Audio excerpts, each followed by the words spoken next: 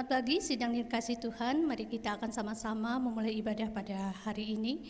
Dari mimbar saya akan bacakan ayat firman Tuhan yang diambil dari kitab Mazmur pasal yang ke-100, mulai ayat yang pertama sampai ayat yang ke-5. Demikianlah bunyi firman Tuhan. Mazmur untuk korban syukur. Bersorak-soraklah bagi Tuhan, hai seluruh bumi. Beribadahlah kepada Tuhan dengan sukacita. Datanglah ke hadapannya dengan sorak-sorai. Ketahuilah bahwa Tuhanlah Allah. Dialah yang menjanjikan kita dan punya dialah kita, umatnya dan kawanan domba gembalaannya. Masuklah melalui pintu gerbangnya dengan nyanyian syukur, ke dalam pelatarannya dengan puji-pujian. Bersyukurlah kepadanya dan pujilah namanya. Sebab Tuhan itu baik, kasih setianya untuk selama-lamanya, dan kesetiaannya tetap turun-temurun. Mari jemaat sekalian dikasih Tuhan, kita angkat hati kita, mari kita akan menyembah Dia. Kita nyanyikan pujian, ku masuk ke hadirat-Mu. Ku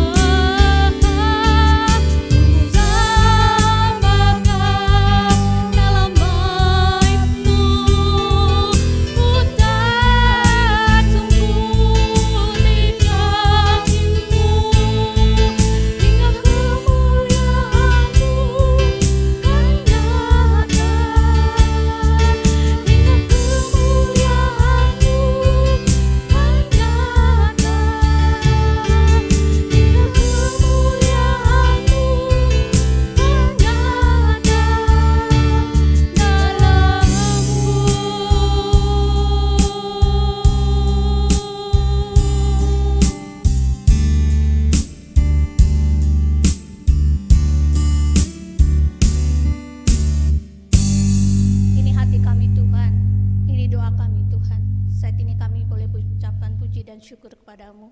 Terima kasih buat kebaikan Tuhan hari lepas hari buat kami Tuhan. Terima kasih Tuhan buat apa yang Tuhan telah izinkan terjadi dalam hidup kami, karena kami percaya bahwa janji-Mu sungguh indah bagi kami Tuhan. Walaupun mungkin dalam kenyataannya mata kami melihat itu tidak baik, namun kami percaya Engkau punya rencana yang indah bagi kami. Saat ini Tuhan, kami mau menyembah Tuhan, saat ini kami mau beribadah kepadamu Tuhan. Sucikan, kuduskan kami Tuhan, layakkan kami ya Bapa. Biarlah ibadah kami boleh menjadi persembahan yang harum di hadapan-Mu. Dan kami juga rindu untuk mendengarkan firman Tuhan. Buka mata hati kami Tuhan, biarlah kami boleh mengerti apa yang Kau firmankan kepada kami, sehingga kami Tuhan boleh semakin dikuatkan. Kami semakin hari demi hari Tuhan, kami boleh mengalami perjalanan bersama dengan Tuhan. Ini doa kami Tuhan. Dan saat ini kiranya Tuhan sendiri yang boleh mengurapi setiap pribadi yang saat ini sedang beribadah dimanapun kami berada Tuhan. Penyertaan-Mu senantiasa boleh hadir di tengah-tengah kami. Terima kasih Tuhan Yesus, hanya di dalam nama-Mu kami telah berdoa dan mengucap syukur. Haleluya, amin. Jemaat yang kasih Tuhan, mari kita akan nyatakan sukacita kita. Mari angkat pujian sukacita kita, kita nyanyikan Satukanlah Hati Kami. Kita nyanyikan pujian ini bersama-sama.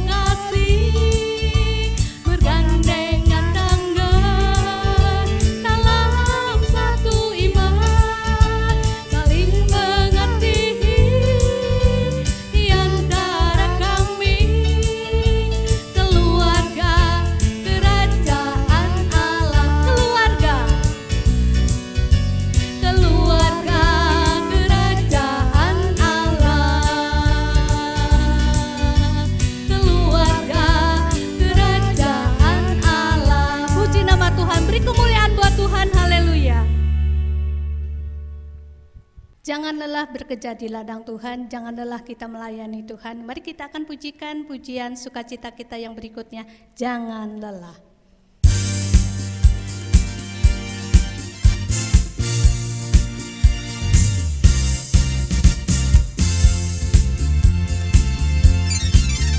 Jangan lelah bekerja di ladangnya Tuhan, Roh Kudus yang beri kekuatan, yang mengajar dan menopang.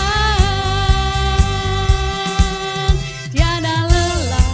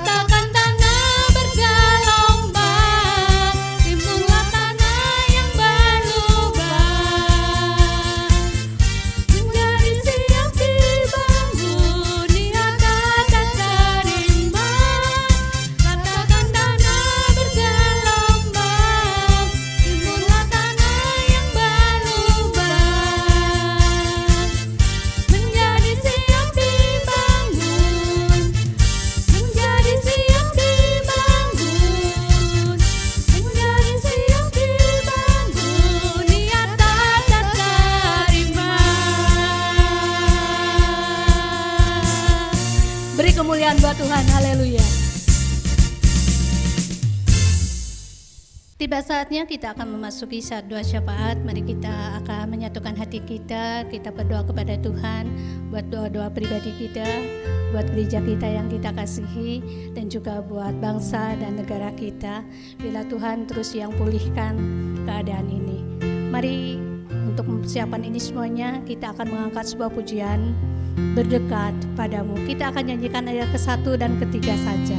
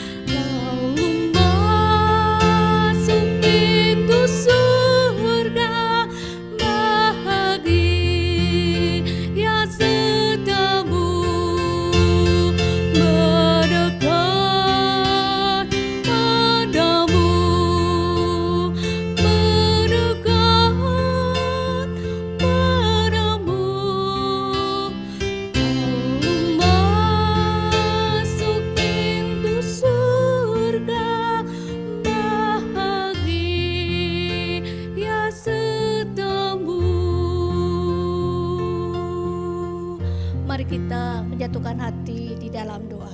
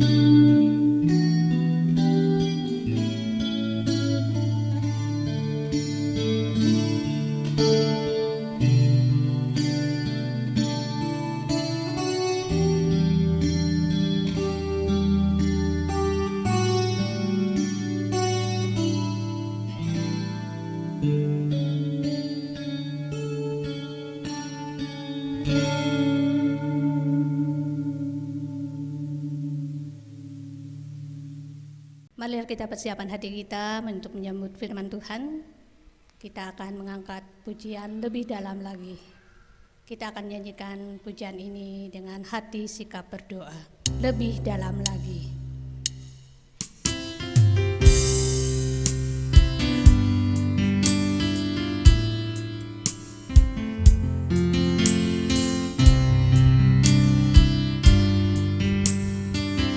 Satu hal yang kurindukan.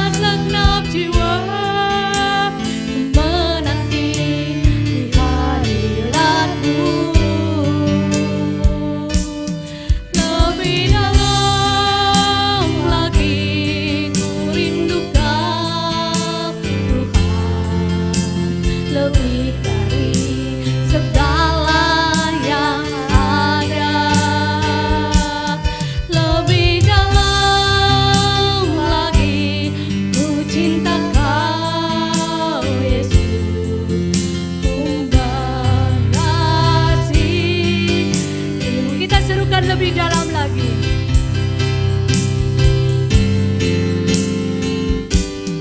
Lebih dalam lagi ku rindu Kau Tuhan, lebih dari segala yang ada.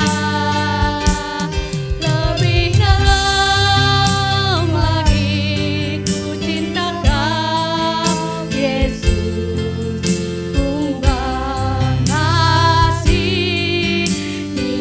Mengasihimu Tuhan, ku mengasihimu,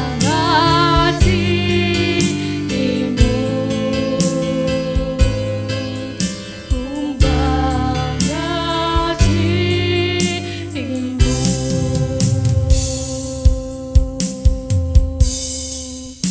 Amin. Selamat pagi Bapak Ibu dan Saudaraku yang terkasih di dalam Tuhan Yesus Kristus.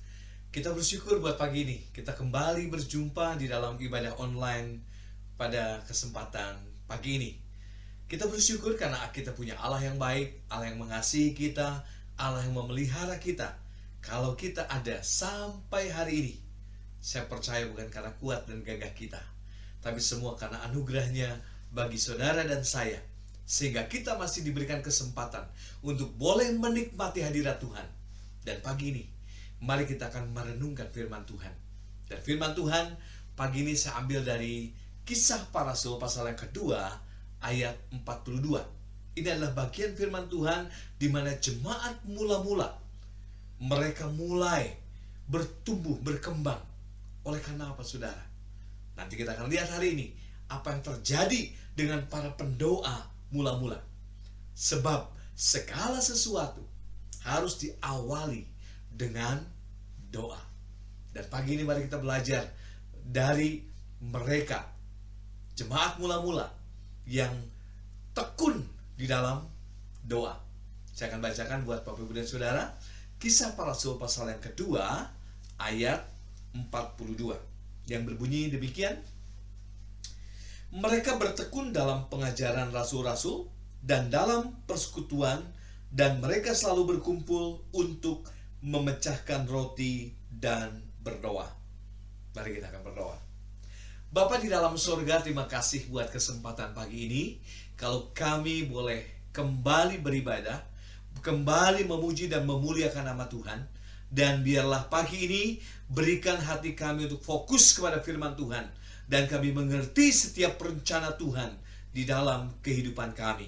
Terima kasih Bapa, kami siap mendengar firman-Mu dan Kau berbicara kepada kami.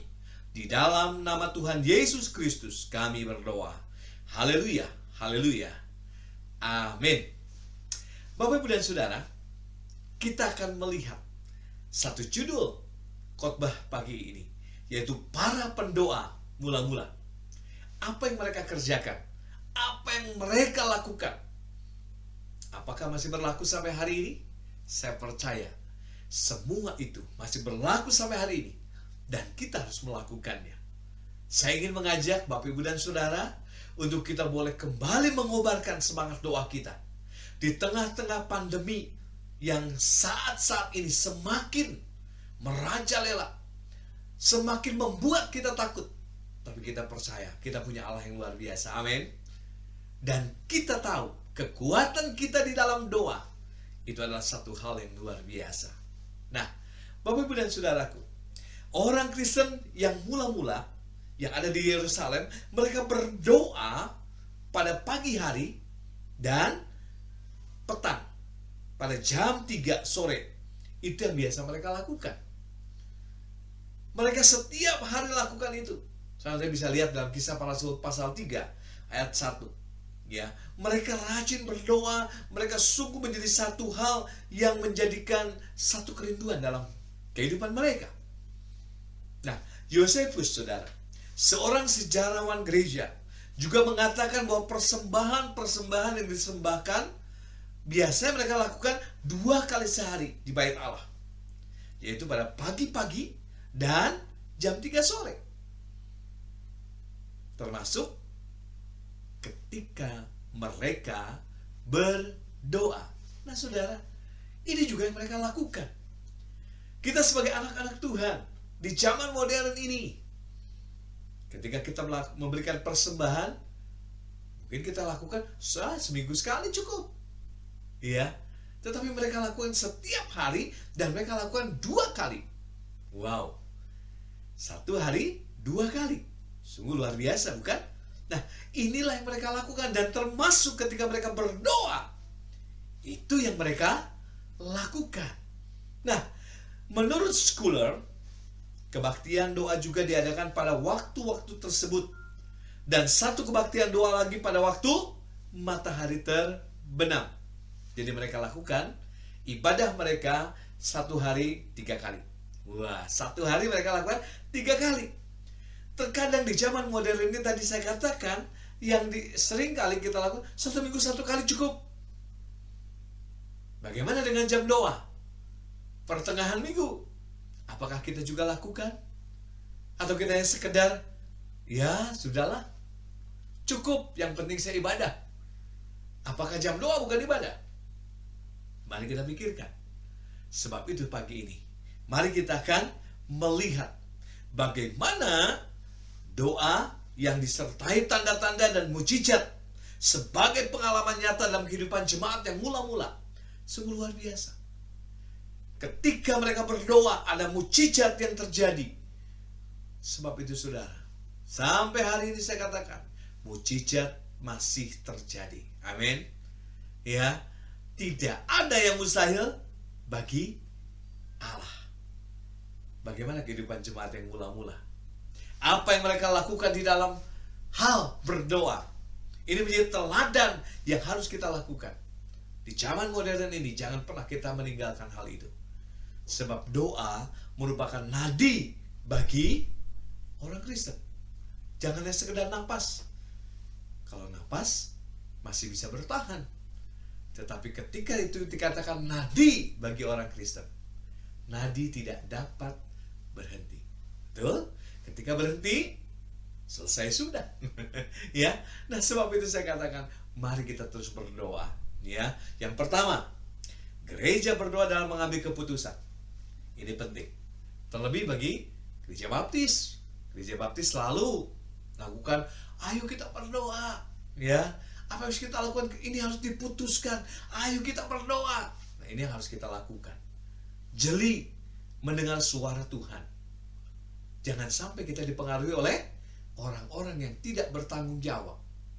Oleh karena tidak suka dengan seseorang, karena tidak suka dengan pendeta, tidak suka dengan panitia perancang, maka membuat satu gerombolan, satu kelompok yang diiming-imingi atau dipengaruhi oleh mereka supaya menolak apa yang diputuskan atau ya bersekongkol, ya. Nah, ini juga berbahaya. Tetapi saya katakan, kita melihat gereja mula-mula ketika mereka akan mengambil keputusan, mereka berdoa. Gereja berdoa pada waktu mereka akan mengambil keputusan ketika memilih Matias untuk menggantikan posisi Yudas Iskariot dalam Kisah Rasul 1 ayat 24. Mereka berdoa, mereka bergumul. Siapa pengganti yang tepat? Akhirnya ketika mereka bersepakat, ketika mereka berdoa, dipilihlah Matias sebagai pengganti dari siapa? Yudas Iskariot.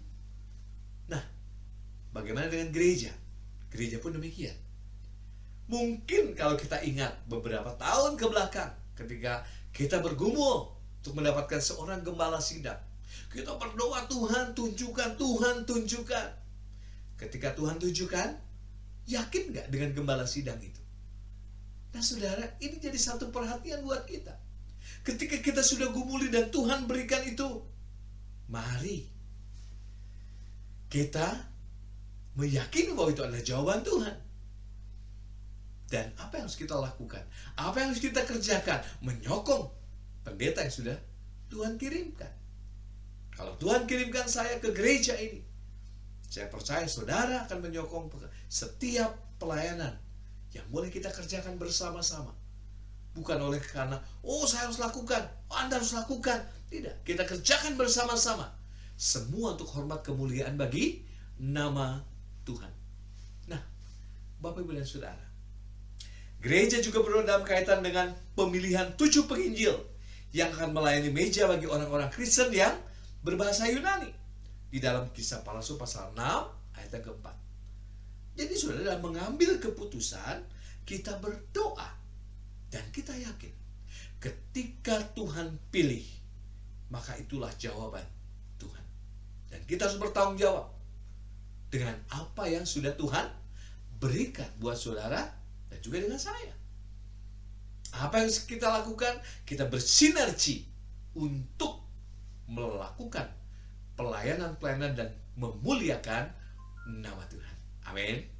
Dan sebab itu kita perlu berdoa terus, ya. Perlu berdoa dan berdoa.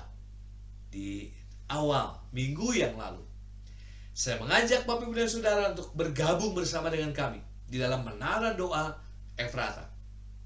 Saat ini kita masih mengadakan setiap hari Sabtu saja, dimulai jam 9 sampai jam 3. Saudara bisa pilih Kamu jam berapa datang ke gereja?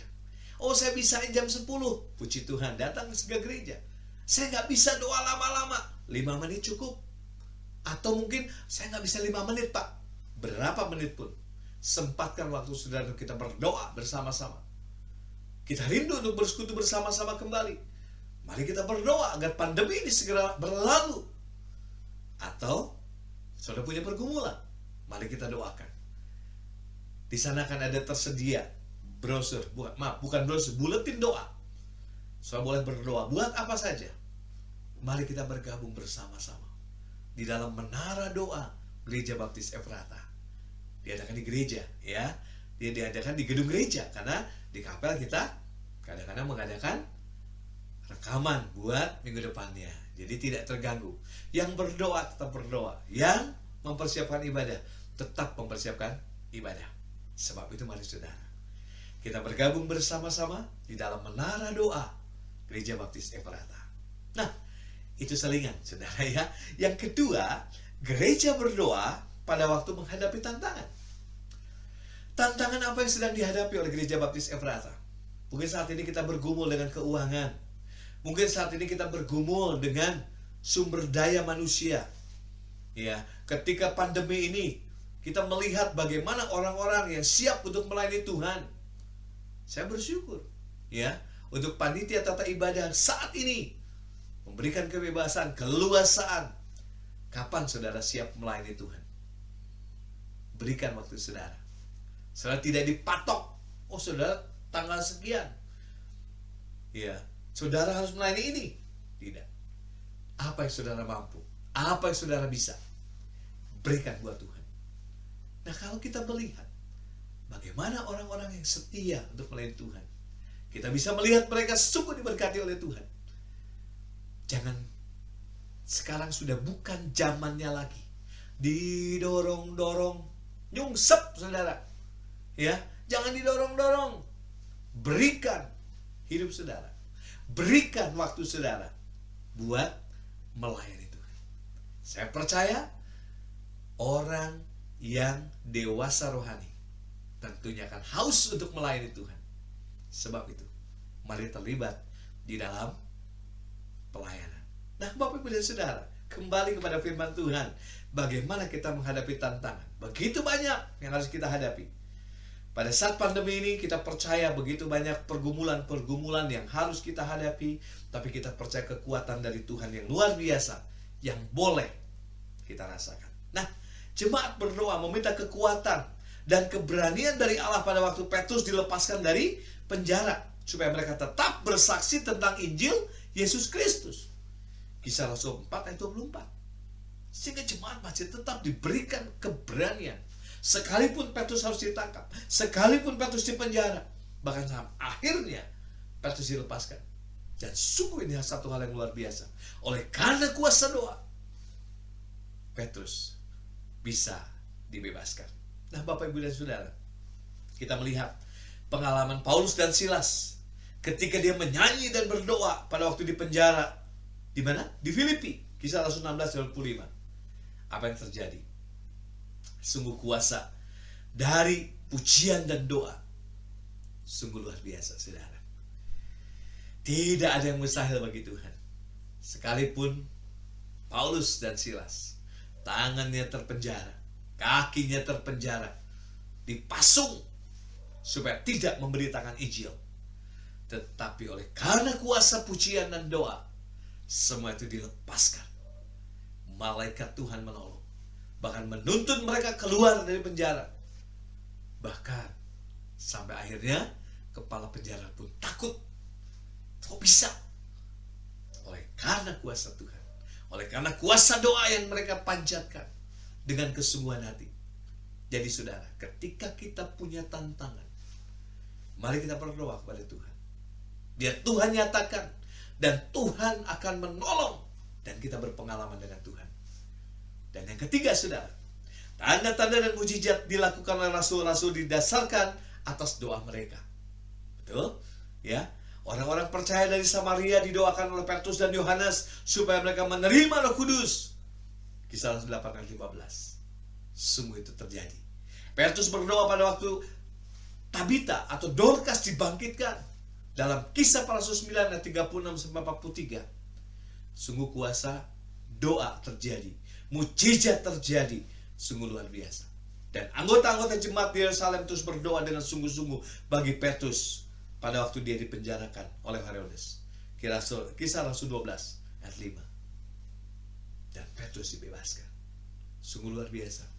Saudara, banyak pengalaman-pengalaman para pendoa-pendoa mula-mula, mereka melihat bagaimana kuasa doa yang nyata. Maukah saudara dan saya melihat kuasa doa itu terjadi pada saat zaman modern ini? Saya katakan, pakai lutut-lutut saudara untuk kita berdoa kepada Tuhan. Arahkan, fokuskan pikiran kita kepada Allah kita. Kita berserah kepada Dia. Pada saat ini saudara, mari kita terus berdoa kepada Tuhan kita yang kita percaya di dalam nama Tuhan Yesus Kristus. Amin. Dan Paulus berdoa pada waktu ayah dari Publius, pejabat utama di Pulau Malta, disembuhkan. Mujizat terjadi kembali saudara. Dalam Kisah Rasul 28 ayat 8, itu terjadi oleh karena kuasa doa. Saudara, apa yang menjadi tantangan saudara? Apa yang menjadi masalah saudara saat ini? Datang di dalam doa saudara kepada Allah yang kita sembah di dalam nama Tuhan Yesus. Dia Allah yang mendengar. Dia Allah yang peduli kepada saudara. Dan Dia mau menolong saudara. Untuk saudara dibebaskan, untuk saudara dilepaskan, untuk saudara dicamah. Dan saya percaya kuasa doa masih berlaku sampai saat ini. Dan yang keempat saudara, doa sebagai bukti pertobatan yang sungguh-sungguh. Orang-orang yang bertobat dengan sungguh-sungguh, saya percaya mereka punya kerinduan untuk berdoa. Karena itulah hubungan kita dengan Tuhan. Bagaimana kita berkomunikasi dengan Tuhan sebagai tanda atau bukti pertobatan kita. Simon dinasihati oleh Petrus agar berdoa supaya dosanya diampuni. Saya bisa lihat dalam Kisah Rasul 8 ayat 22. Kemudian sesudah Paulus dibutakan Tuhan di jalan menuju ke Damsik, dia berdoa dan berpuasa selama 3 hari. Yang Kisah Rasul pasal yang ke-9. Dia berdoa sampai akhirnya matanya kembali dicelikan dan akhirnya dia dipakai oleh Tuhan dengan luar biasa. Amin. Pertobatan yang sungguh-sungguh. Bukan oleh karena saya suka dengan dia, aku mau berdoa sama dia. Aku gak suka, aku gak mau berdoa. No. Doa bukan didasarkan kepada teman atau kelompok, tetapi doa didasarkan atas pertobatan kita. Kepada siapa? Kepada Allah kita yang telah menebus dosa saudara dan saya. Apa yang dapat kita lakukan? Selain kita menyerahkan hidup kita, diri kita sepenuhnya kepada Allah, agar kita dipakai dengan luar biasa. Bapak Ibu dan saudaraku, kehidupan doa gereja mula-mula mendorong kita untuk melakukan hal yang sama dalam situasi dan kondisi masa kini. Jangan pernah takut. Mari kita berdoa, tapi bukan karena konyol.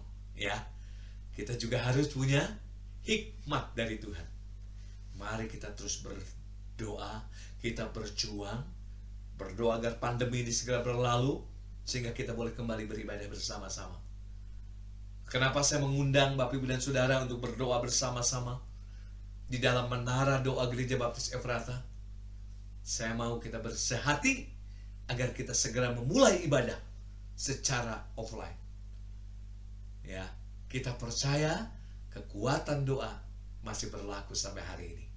Kalau saudara dan saya rindu untuk segera kita melakukan ibadah secara offline, mari kita dukung. Datang jam berapa? Antara jam 9 sampai jam 3 sore. Dan kita percaya Tuhan mendengar setiap seruan doa kita. Dan kita akan terus dilindungi oleh karena Tuhan yang bekerja. Nah, Bapak Ibu dan Saudara, berdoa memiliki kebenaran hakiki dalam iman Kristen.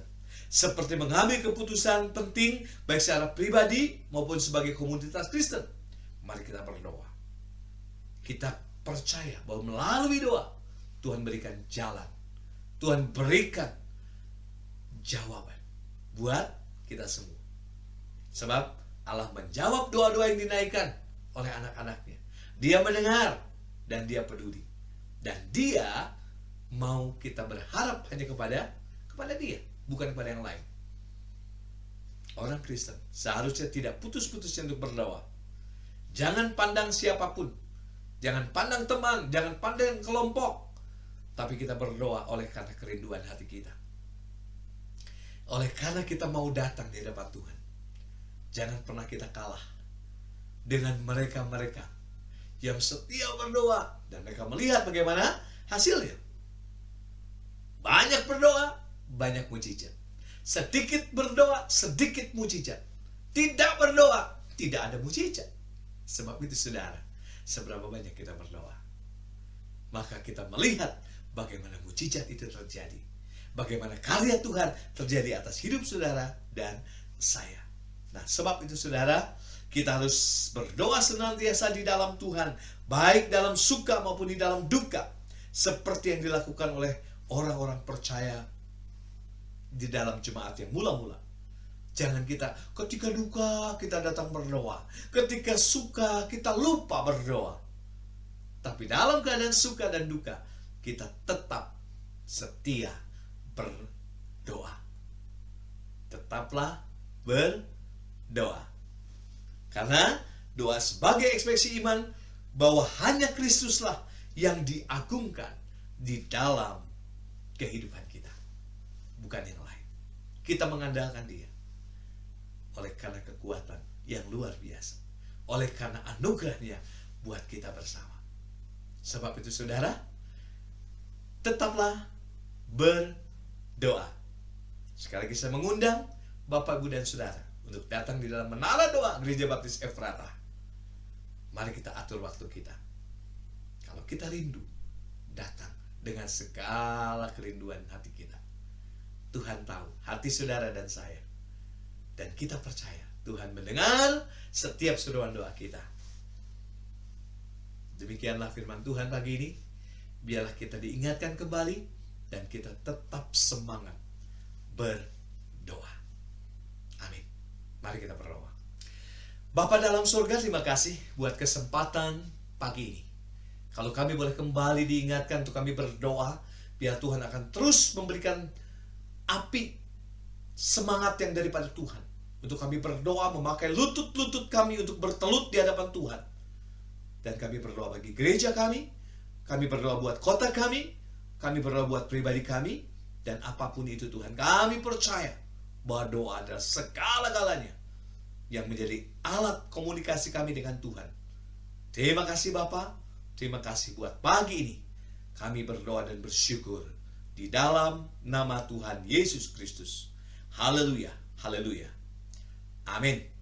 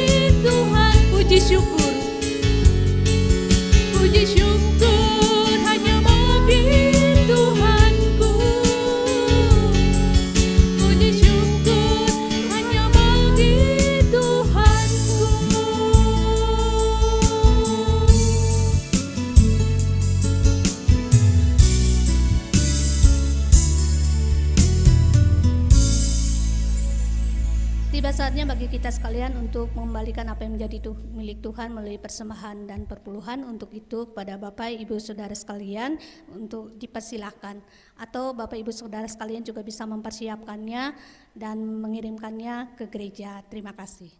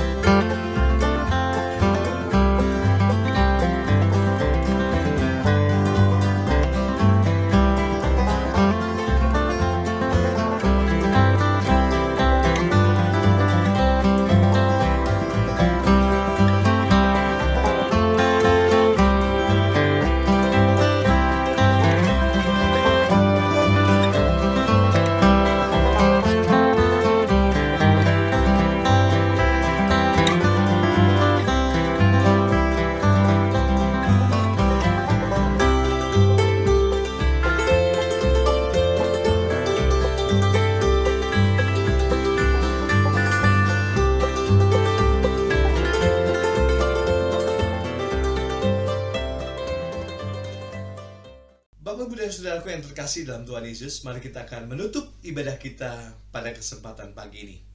Mari kita akan memohonkan berkat ibadah tercurah atas kehidupan kita sepanjang minggu ini. Mari kita akan berdoa. Segala puji hormat syukur kami naikkan di hadapan Tuhan buat kesempatan pagi hari ini. Kalau kami boleh bersama-sama beribadah, memuji dan memuliakan nama Tuhan, biar setiap pujian dan penyembahan kami boleh menjadi dupa yang berbau harum di hadapan Tuhan. Dan pada kesempatan pagi ini, di akhir ibadah ini, kami memohonkan berkat ibadah tercurah atas kehidupan kami. Apapun yang menjadi aktivitas kami sepanjang minggu ini, biarlah berkat-berkat Tuhan yang senantiasa menyertai kehidupan kami. Terima kasih Bapa, terima kasih. Terpujilah Engkau dulu, sekarang, sampai selama-lamanya. Dan biarlah kasih karunia dari Tuhan Yesus Kristus, damai sejahtera pada Allah Bapa, serta persekutuan Roh Kudus boleh menyertai kita sekalian pagi ini sampai selama-lamanya. Haleluya, haleluya, amin. Selamat pagi, Tuhan Yesus memberkati kita semua.